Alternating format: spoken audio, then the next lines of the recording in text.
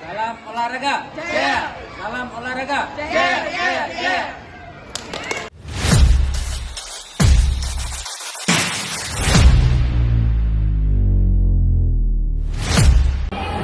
Assalamualaikum warahmatullahi wabarakatuh. Waalaikumsalam warahmatullahi wabarakatuh. Oke, sebelumnya maaf mengganggu waktunya Pak, Ya. dan terima kasih telah menyempatkan dan memberikan waktu kami untuk mewawancarai Bapak. Oke, sebelumnya perkenalkan dulu Pak, nama saya Hanadi Alalia, ini teman saya, ini ada adik saya. Di sini jadi tujuan kami Pak ingin mewawancarai tentang PJOK inklusif. Nah, di mana kami ini ingin melakukan wawancara tersebut untuk memenuhi tugas kami. Dan terima kasih atas kesediaan Bapak ini membantu. Nah, sebelumnya kami sudah berbicara dengan Bapak siapa? Perkenalkan ya, sebelumnya nama saya Sutanto. Saya untuk kerja dinas kita di MI Plus Jalhat Kota Bengkulu. Kami merupakan yayasan yang dibawahi Yayasan Jalhat itu sendiri. Nah, untuk Bapak ini sudah berapa lama Pak mengajar? Kalau saya dari tahun 2008 sudah ngajar. 2008 sudah ngajar ya. Kalau di MI Jalhat ini kurang lebih 8 tahunan. Berarti sebelum di sini di mana tuh Pak? Udah berpindah-pindah. Saya pernah di Bengkulu ini ada beberapa sekolah, di Muko-Muko pernah, Kabupaten Muko-Muko, di Bengkulu Utara juga pernah, dan balik lagi ke Bengkulu saya. Dan sekarang domisilinya di Bengkulu. Apa sebelumnya Bapak pernah ikut pelatihan pendidikan inklusif atau belum? Kalau untuk yang PJOK belum pernah kita ikutin, karena belum ada yang adakan, belum ada. Saya kan di bawah naungan Kemenak, jadi untuk di bawah naungan Kementerian Agama ini belum ada kegiatan pelatihan yang tentang pendidikan inklusi, terutama PJOK. Di Madrasah Ibtidaiyah plus Ja'al Haq ini Pak, Ya. apakah ada siswa yang mungkin berkebutuhan khusus lah? Kalau untuk berkebutuhan khusus, kan kita ini kan sekolah yang memang untuk masuk itu kita melalui seleksi, dan kita juga melihat anak-anak yang memang kira-kira mereka itu berkebutuhan khusus atau tidak. Contohnya anak-anak yang boleh dibilang aktif lah ya, atau kurang dalam segi apa gitu. Tapi alhamdulillah sampai saat ini ada beberapa, tapi nggak terlalu banyak. Dalam satu angkatan itu paling 1 atau 2 anak, dan itu pun kita memang saat ini terus menyeleksi karena pelajaran kita ini karena ada muatan pondoknya jadi berat. Jadi kita selalu berkolaborasi dengan orang tua supaya melihat perkembangan anaknya ini mampu tidak untuk kedepannya. Mereka dari kelas 1 mungkin kita belum bisa mengetahui anak ini mampu atau tidak, punya kebutuhan khusus atau tidak gitu. Tapi setelah kita pelajari, mereka ternyata tidak mampu mengimbangi anak-anak sebayanya gitu. Jadi akhirnya ya dengan kita selalu berdiskusi dengan berkolaborasi dengan wali murid atau orang tua tadi, mereka sadar anak ini ternyata harus diberi apa ya, kayak sejenis pendamping khusus supaya mereka tuh anak ini bisa mampu dengan teman-teman yang lain gitu. Saya rasa itulah kalau di sekolah ini. Untuk angkatan sekarang ada nggak? Kalau angkatan sekarang yang kelas 1 ya. Kalau yang kelas 1 saya perhatikan ada 1 anak cowok. Apa itu Pak? Dia tuh sebetulnya kayak sejenis bahasa kita delay gitu. berbicaranya belum begitu lancar. Jadi dan kadang saat-saat tertentu dia tantrum, anaknya ngamuk gitu. Anaknya itu kadang mereka kalau lagi kena atau dijahilin sama temennya, dia tahan, dia nggak masuk kelas. Ngamuk lah intinya, ya butuh ekstra, terutama wali kelas.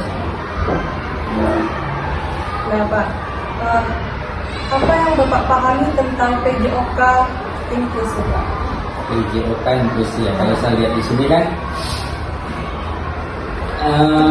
pendidikan jasmani yang melibatkan semua siswa, termasuk mereka yang berkebutuhan khusus terutama ya. Berkebutuhan khusus dalam kegiatan fisik dan olahraga secara setara dan tanpa ada diskriminasi. Artinya kita ini walaupun sekolah yang memang normal pada umumnya, walaupun ada 1-2 anak yang memang mereka butuh pendampingan khusus atau anak berkebutuhan khusus tadi, jadi kita tuh berupaya sebagai guru PJOK tuh ia memberi perhatian khusus lah, memberi perhatian khusus pada anak tersebut. Salah satunya anak itu seandainya dia tidak bisa disamakan dengan anak normal pada umumnya kan. Jadi otomatis kita tuh harus memberikan sedikit ekstra perhatian lah, tanpa mengurangi perhatian kita dengan teman-teman yang seumuran tadi, yang normal tadi gitu. Jadi ya, kita berupaya untuk memberi pelajaran, memberi hal yang memang anak ini bisa sama dengan yang normal tadi gitu. Saya rasa itu. Nah Pak, jadi menurut Bapak apa sih Pak tujuan yang paling penting dari PJOK inklusi ini? Kalau saya lihat tujuan utamanya itu adalah memberi kesempatan yang sama atau setara pada semua peserta didik. Jadi kita tidak membedakan anak itu berkebutuhan khusus atau tidak, itu kita sama-sama, kita samakan. Jadi salah satunya adalah itu memberi pendampingan khusus tadi terhadap anak yang berkebutuhan khusus tersebut. Jadi ketika contohnya dalam PJOK kita anaknya mungkin kurang dalam pemahaman tentang permainan bola besar, contoh menggiring bola karena dia kurang paham atau tidak paham karena mempunyai latar belakang anak ABK contohnya. Jadi kita harus bagaimana cara memberikan pendampingan supaya anak itu paham, oh ini menggiring bola gitu. Dia paham seperti pada anak-anak yang normal. Saya rasa itu. Terus selain itu kita juga memberi kesempatan mengembangkan fisik motoriknya supaya berkembang layak seperti teman-teman pada umumnya yang mohon maaf kasarnya normal gitu. Mungkin itu aja. Kemudian gimana sih sikap Bapak terhadap keberadaan siswa yang berkebutuhan khusus tersebut apabila sedang berada di dalam kelas PJOK tersebut? Sikapnya ya sama aja, yang jelas kita ini kan harus memberikan pendampingan yang khusus. Artinya ketika mereka kurang paham, anak itu kurang paham, ya kita harus sedikit memberikan perhatian supaya dia itu benar-benar paham dengan apa yang kita sampaikan, terutama pelajaran PJOK itu. Jadi tidak ada diskriminasi lah bahasa kita antara anak yang memang normal sama yang anak berkebutuhan khusus atau butuh pendampingan tersebut. Saya rasa itu. Jadi sejak awal Bapak mengajar, mungkin ada ketemu nih anak-anak ABK kan. Nah, itu apakah perubahan pandangan yang terjadi selama pengalaman Bapak mengajar? Pandangan dari siswa atau pandangan kita sebagai guru? Pandangan kita sebagai guru. Oh, betul. Jadi kalau kita sebagai guru itu kan harus bagaimana tujuan kita ini sebagai mengajar supaya anak itu sama rata, bahasanya berdiri sama tinggi, ya berdiri sama tinggi dan duduk sama rendah itu. Yang artinya kita ini tidak boleh memilih itu anak si kaya, memilah itu anak orang tidak punya, tidak kayak gitu. Kita harus ya profesional, dan arti kata ketika ada anak yang memang butuh pendampingan dari kita, ya kita harus bagaimana berupaya untuk anak itu mendapatkan hak yang sama gitu. Bukan berarti oh ini anaknya si atlet yang bisa ini terus kita melebihkan, tidak. Kita sama-sama untuk tetap memberikan ilmu yang kita punya itu, atau sebagai kita sebagai fasilitator juga harus fair lah ya, bahasa yang kita harus sportif lah, bahasa penjas kita bahasa. Jadi tidak boleh kita membedakan oh anak ini berkebutuhan khusus, anak ini tidak. Ketika kita temui itu, ya kita harus berupaya bagaimana anak yang berkebutuhan khusus tadi paham, dan kita memang ya PR kita untuk selalu memberi pendampingan dan pendampingan. Saya rasa itu. Nah, dari selama Bapak mengajar Pak, jenis kebutuhan khusus apa yang pernah ada di kelas Bapak? Kalau untuk khusus dalam arti kata mereka cacat fisik memang saat ini tidak ada di sekolah kami. Cuman mungkin mereka tuh seperti anak-anak yang speed delay atau lambat dalam memahami pelajaran, itu aja. Kalau dari sebelum Bapak mengajar di sini? Sebelum saya di sini, kalau anak-anak yang mohon maaf cacat fisik, saya belum pernah ketemu. Saya belum pernah ketemu anak yang mungkin cacat fisik, memang kakinya mohon maaf tidak ada gitu. Saya belum pernah ketemu. Belum ada. Bagaimana Bapak mengidentifikasi kemampuan, batasan, dan dukungan yang dibutuhkan setiap siswa? Mohon maaf, belum ada. Bagaimana Bapak mengidentifikasi kemampuan, batasan, dan dukungan yang dibutuhkan setiap siswa? Oke. Kalau untuk kita identifikasi, yang pertama ya kita harus melihat latar belakang anak. Contohnya kita buat angket lah.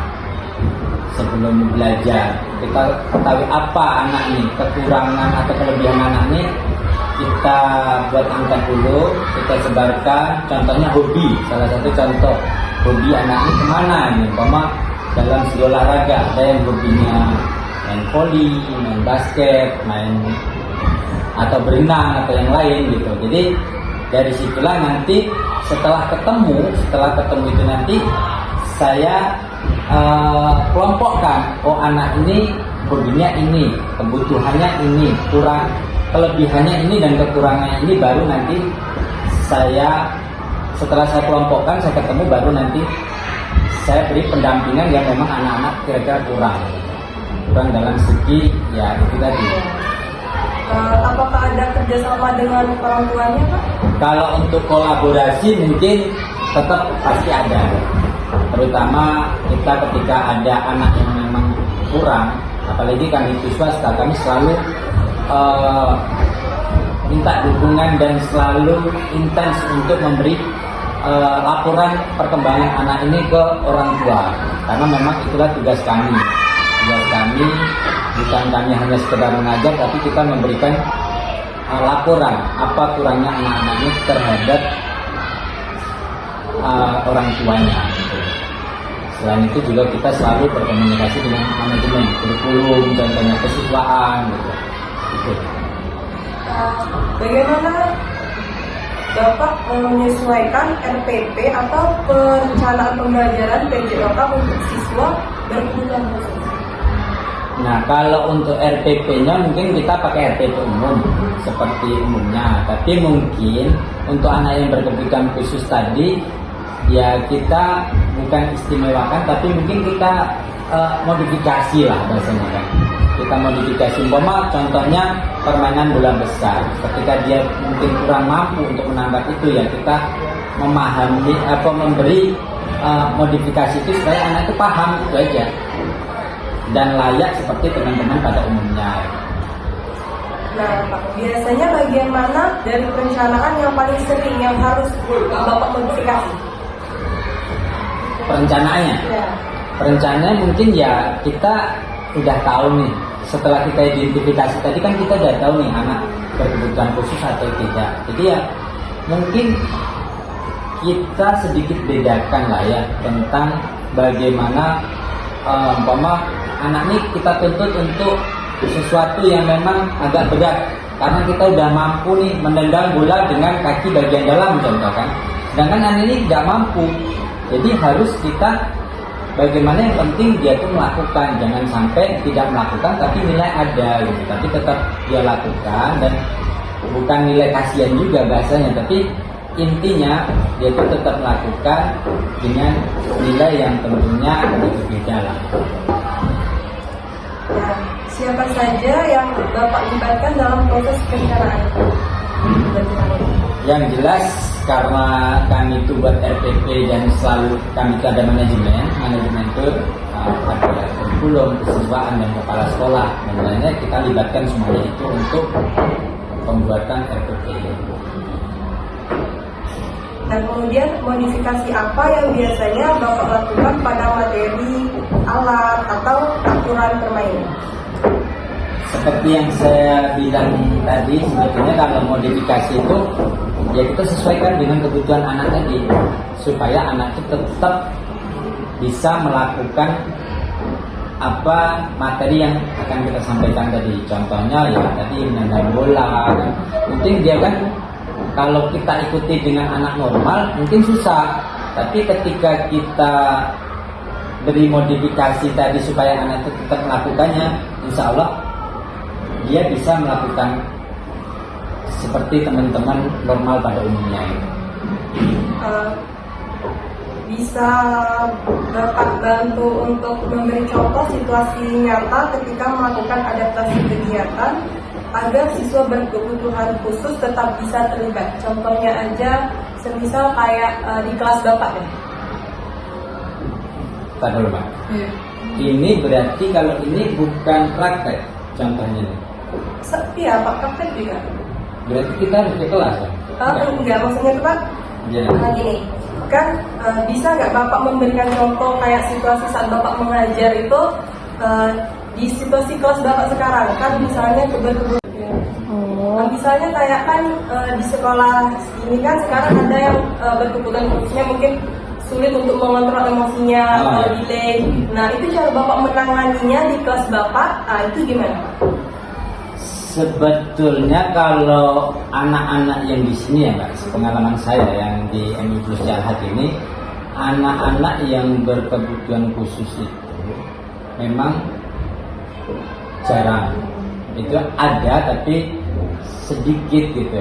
Umpama persenannya itu mungkin berapa 0, lah ya. Cuman mereka itu biasanya kalau pengalaman saya itu mereka tuh bakal tahu orang tuanya tuh, karena kami itu kalau dari kelas bawah kelas 1, 2, 3 terus saya nggak ngajar 1, 2 nih, dia pada kelasnya yang ngajar.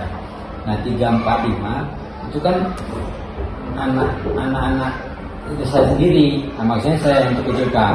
Nah masalahnya kalau mereka itu kan udah tahu kita komunikasi pun kayaknya anak ini nggak mampu lagi gitu, karena kan pelajaran 3, 4, 5, 6 itu kan kami itu pelajaran pondok, Pak. Jadi rapot kami itu ada 2. Ya lah nanti sampai nanti ya. Rapot kami itu ada 2. Jadi mungkin Memora tahu lah ya. Mereka tuh ada anak yang memang nggak mampu, jadi mereka harus keluar. Mereka nggak terbiasa. Anak tuh udah down dulu. Dari nilainya pasti jauh dong gitu. Nah kalau yang untuk kegiatan ini tadi, untuk EJOK tadi, sampai saat ini saya belum menemui yang kelas atas. Anak yang low, yang memang ini paling kalau malas-malas yang banyak nih malas, hobinya cuma 1 permainan aja ada. Cuman kalau untuk bagaimana apa yang tadi lupa ya, ngakalinya ya, gimana Bapak tuh menghadapi situasi tersebut? Oh gitu. Situasinya yang jelas kalau menurut saya ya, menghadapi situasi untuk mengkondisikan kelas itu ya memang kita harus memberikan pendampingan tadi. Pendampingan, kita bujuk anaknya salah satunya ya, terus kita coba diskusi sama anaknya, kita cari apa ya latar belakangnya itu kenapa, atau memang mungkin di bahasanya dikucak lah ya, atau dijahilin sama temannya gitu. Jadi setelah kita ketemu nanti kita kasih arahan, dan kita kadang libatkan anak itu untuk terus aktif supaya dia tuh pede, percaya diri bahwa saya itu sebetulnya bisa seperti teman-teman gitu. Jadi kita libatkan, kita coba umpama dia contohnya malas nih, dia malas bermain bola, ya kita jadikan dia sebagai wasitnya, contohnya kayak gitu, supaya dia itu tetap aktif, ikutlah, diambil di dalam permainan tersebut atau materi yang akan kita sampaikan itu. Nah, selanjutnya Pak, mungkin pertanyaannya akan disampaikan dengan teman saya. Ya. Oke, baik Pak. Lanjut aja ya. Ya. Langsung aja. Strategi apa yang menurut Bapak paling efektif dalam mengelola kelas inklusif? Strategi ya. Ya, strategi.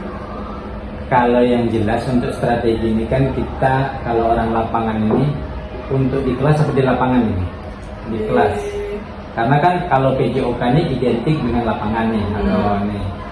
Jadi kalau di kelas yang memang strategi yang kita buat nih, bagaimana anak itu kalau di kelas ya ikut terlibat lah, sama dalam satu game apa gitu kan. Jadi anak-anak itu walaupun mereka ada yang berkebutuhan khusus, ada yang tidak, harapan saya anak itu bisa nyambung dengan apa yang akan kita sampaikan, apapun materi apa. Contohnya materi tentang, tadi balik lagi ke anak-anak kan hobi tentang bola, kita main bola contoh kan, karena mereka masanya bermain, atau otomatis mereka itu kan harus kita libatkan dalam hal permainan supaya mereka itu tetap aktif dan tidak merasa terkucilkan dengan kok aku tidak, dia bisa, aku tidak gitu. Jadi kita bagaimana caranya kita sebagai guru itu memberikan peran yang sama. Kalaupun ada yang tidak tadi, ada yang tidak ada yang anak yang berkebutuhan, maksud saya, dia ya harus kita beri pendampingan dalam arti kata teman-teman yang lain itu harus kita kasih edukasi juga bahwasanya anak ini ya beda dengan teman-teman yang lain gitu. Jadi harus tidak boleh bahasanya bullying tadi tidak boleh. Kita boleh edukasi anak itu terhadap yang bagaimana mereka itu bisa sama lah. Saya rasa apakah sekolah menyediakan fasilitas yang memadai untuk pelaksanaan PJOK inklusif Pak? Kalau untuk sekolah saya ini belum ada. Belum ada. Untuk bahasanya memfasilitasi tentang terutama olahraga ya. Iya. Terutama olahraga itu belum ada, karena memang kebetulan yang saya sampaikan di awal tadi ya, anak ini di sini memang terseleksi dari awal, dan kita bukan tidak menerima, memang kita tuh ya memang harus sekolahnya tuh bukan untuk itu. Iya. Bentuk dukungan apa dari sekolah yang paling membantu Bapak di sini? Dukungan di sekolah. Bentuk dukungan apa dari sekolah? Oh gitu. Iya. Kalau untuk dukungan ya tetap dukung ya. Mungkin dari fasilitas dalam arti kata tempat gitu ya, tempat untuk berolahraga, terus alat-alat gitu, alat-alat olahraga, walaupun mungkin belum selengkap sekolah-sekolah lain, tapi ya alhamdulillah sudah ada lah ya, sudah ada fasilitas pendukung untuk materi-materi praktek. Tapi memang mungkin ya belum standar lah biasanya kayak gitu. Dukungan apa yang masih kurang dan Bapak butuhkan? Oke, kalau untuk bahasa kurang, karena kita nih sekolah swasta, terutama saya lokasi atau lapangan lah ya, karena memang kita ini kan lapangan kurang begitu besar dengan jumlah anak, itu memang mungkin saya bilang memang perlu untuk lapangan, dan terutama alat juga memang seperti yang saya bilang tadi ada, tapi belum memenuhi standar yang ada lah ya. Kayak contohnya bak lompat untuk lompat jauh atau yang lompat tinggi itu belum ada gitu. Hambatan terbesar apa yang Bapak hadapi dalam pengajaran PJOK eksklusif? Kalau hambatannya saat ini ya belum ada hambatan terbesarnya belum ada. Bagaimana Bapak mengatasi hambatan tersebut sejauh ini?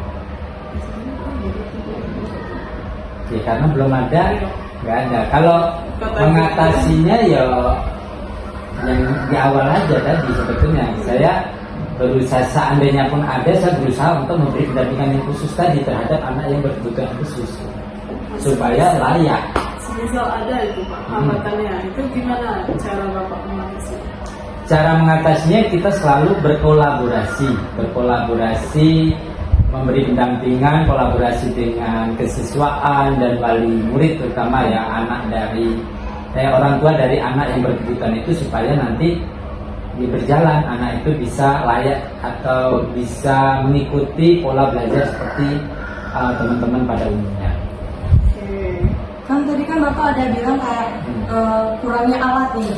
Nah itu kan termasuk hambatan nih Pak. Ya. Nah itu jadi gimana sih Bapak mengatasi hal tersebut dengan kurangnya alat-alat tadi? Oke. Kalau kita guru olahraga ini kan dituntut untuk serba bisa, ya. Artinya ketika kita contoh nih, kita umpama anak yang kita ajar itu dalam satu kelas 40 orang, terus jumlah jam kita kan paling 2 jam gitu. Nah, umpama contoh kecil ini kita menendang bola atau menggiring bola. Nah, dengan kita punya cuma satu bola. Jadi caranya kita harus modifikasi supaya teman-teman yang 40 anak itu bisa tuntas dalam durasi waktu yang ada.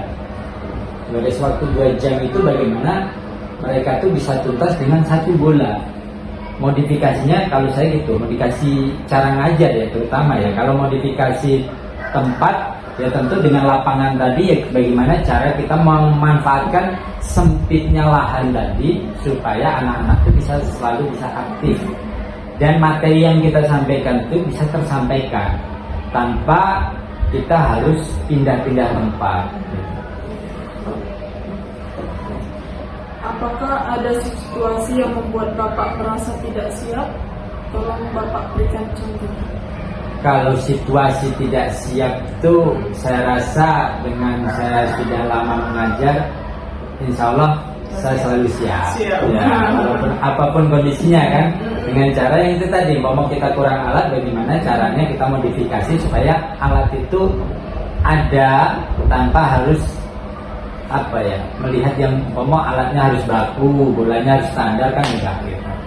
Bola harus kita nggak ada, bisa kita pakai plastik aja gitu kan, kertas supaya mereka tetap selalu aktif gitu. Bagaimana Bapak melakukan penilaian terhadap siswa yang berkebutuhan khusus? Untuk penilaian PJOK ya, terutama anak berkebutuhan khusus tuh mungkin ya kita sedikit bedakan dalam KKM-nya lah ya. Standar. Apakah waktu untuk Bapak mengajarnya berbeda sama siswa yang? Kalau mengajar beda, kayaknya enggak, karena kita kan enggak terlalu banyak anaknya, paling dalam satu kelas bahkan dalam satu les satu grade itu, umpama kelas 3 kelas mungkin satu anak lah, itu pun kadang ada kadang enggak. Pertanyaan selanjutnya akan silakan. Pak, apakah Bapak menggunakan kriteria khusus atau adaptasi? Untuk yang anak berkebutuhan khusus tadi ya, kriteria khususnya ya paling ya kita memang iya, karena anak berkebutuhan khusus ini kan banyaknya banyak ibaratnya poin-poin yang memang harus kita perhatikan, yang artinya paling bobot untuk anak itu bagaimana pencapaiannya lah kita bedakan, karena mungkin anak itu lompat jauh nih harus berapa meter. Kalau dia berkebutuhan khusus tadi karena faktor fisik, dia ya kita maklumi lah dengan keberadaan fisiknya yang memang tidak sempurna itu. Sejauh mana Bapak berkolaborasi dengan JPK, guru kelas atau tenaga profesional lain?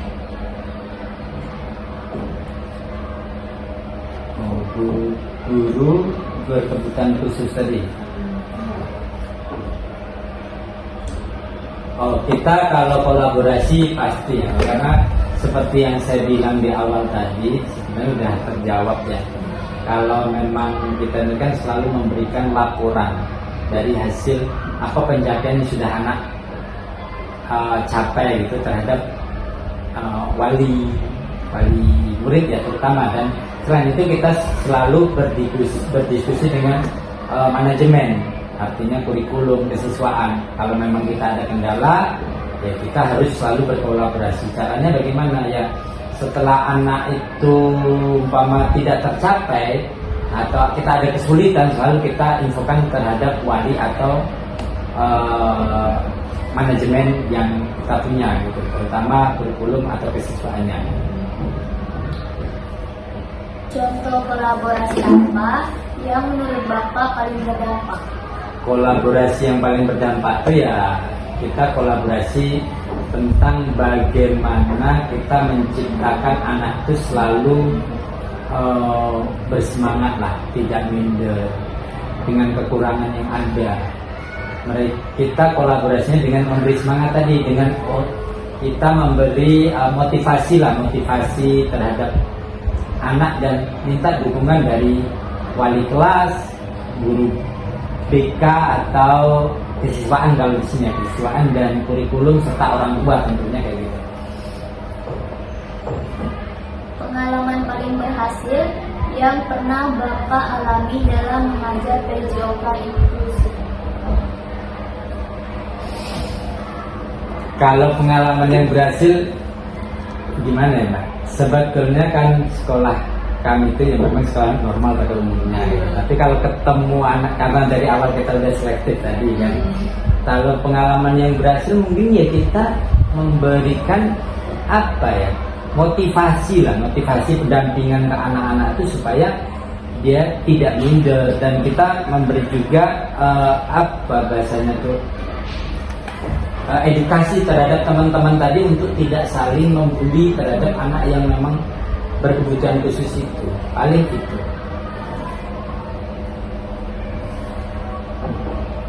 Pengalaman paling menantang yang pernah Bapak hadapi? Pengalaman yang menantang mungkin yang menenangkan anak-anak yang memang tantrum itu tadi kan, karena ketika ini tiba-tiba dia tantrum ya kita bagaimana cara memberikan kita sendiri, memberikan sabar lah, sabar untuk menghadapi anak-anak yang kayak gitu. Kita sabar, kita tetap memberi pendampingan. Kalau saya pribadi, pengalaman saya juga pernah jadi kesiswaan. Saya beberapa kali kalau mereka guru-guru itu nggak berhasil pasti panggil saya. Ini serius Mbak. Jadi ketika mereka udah nggak sanggup nih, gimana? Saya pernah pengalaman tuh anak tuh udah nggak mau lagi, berontak lah. Guru-guru yang mennya itu kan udah nggak sanggup lagi, yang perempuan kan. Jadi ya otomatis kita sebagai guru olahraga biasanya turun gitu, menenangkan anak-anak yang berkebutuhan kayak gitu. Memang pernah itu pengalaman saya, tapi anak itu akhirnya di kelas berapa tuh pindah. Dan sebetulnya yang cocok sebetulnya di sini nanti saya jelaskan. Bantu untuk itunya bukan ke sini. Memang ada salah satu sekolah di sekolah Alam Bengkulu. Itu ada Pak Bibi di situ, Mas Hasdil di TB. Ya dia inklusi, banyak anak inklusi situ, anak ABK, sekolah alam. Negeri satu. Enggak, sekolah alam di Tebing, negeri 1 di sana. Apa yang Bapak pelajari dan perbaiki dari pengalaman tersebut? Pengalaman tadi. Itulah sering, karena di sini ini kan memang belum ada anak yang ABK yang berlebihan itu tidak ada. Yang saya pelajari intinya kan kalau anak yang itu ya kita berusaha untuk tidak mendiskriminasikan anak tersebut. Contohnya gara-gara anak ini terus kita ya semau kita, terus kita nggak dibaca juga. Kita setarakan anak yang berkebutuhan khusus tadi ya sama ABK tadi itu dengan teman-teman yang normal pada umumnya gitu. Jadi sehingga anak itu bisa mampu beradaptasi atau ikutlah setara dengan teman-teman yang normal tadi. Menurut Bapak, apa yang diperlukan untuk membuat PJOK inklusif berjalan lebih baik di sekolah ini? Kalau berjalan lebih baik tentunya kita harus butuh dukungan dari orang tua, terus manajemen, kesiswaan, dan kurikulum. Kalau perlu mungkin kita memberikan sejenis kurikulum yang khusus lah ya terhadap anak ABK tersebut, anak inklusif tersebut, sehingga dia itu bisa, karena memang itu kan bukan maunya kita atau maunya anak, itu memang ciptaan Tuhan ya kan, bawaan dari lahir yang memang harus, kalau kata anak saya kan kebetulan di sekolah alam itu anak surga. Anak surga mereka tuh sebetulnya nggak maunya mereka yang punya fisik yang memang beda gitu, terutama kurang dalam segi EQ atau dalam segi fisik gitu. Tapi intinya kita sebagai guru itu pinginnya anak ini tetap mempunyai hak yang sama seperti anak pada umumnya, sehingga mungkin dukungan selain itu dari orang tua juga sangat kita perlukan. Apakah ada hal lain yang ingin Bapak tambahkan terkait pengalaman mengajar siswa berkebutuhan khusus? Mungkin itulah ya Mbak, seperti saya bilang di sebelumnya tadi, memang mungkin kita harus punya pendampingan khusus lah terhadap anak itu. Contohnya ketika olahraga dia tidak bisa karena memang mungkin kurang dari segi fisik ataupun kemampuan berpikir dia, ya kita harus memberikan bukan pemakluman, tapi kita memberikan bagaimana anak itu bisa terus melakukan apa yang kita sampaikan. Tujuan itu bisa, tujuan terutama pelajaran PJOK ini bisa tersampaikan bukan ke anak yang memang berkebutuhan normal pada umumnya, tapi mereka yang inklusi tadi juga bisa memahami yang kita sampaikan, sehingga tujuan akhir dari pembelajaran terutama PJOK itu bisa tersampaikan dengan baik dan anak-anak itu paham semuanya. Ya, Pak. Sebelumnya terima kasih Pak sudah bersedia diwawancarai dengan kami. Mungkin itu saja Pak.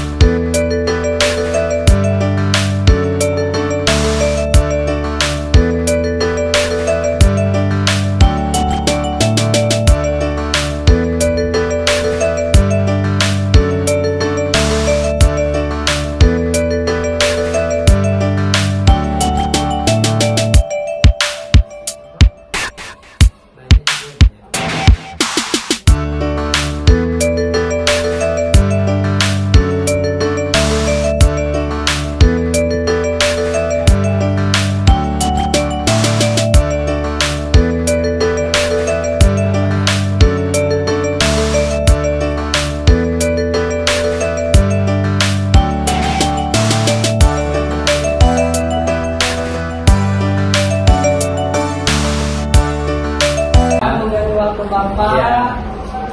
Mungkin ya, itu saja Pak untuk hari ini. Terima kasih Pak, kami akhiri. Wassalamualaikum warahmatullahi wabarakatuh. Waalaikumsalam. Oke. Video dulu.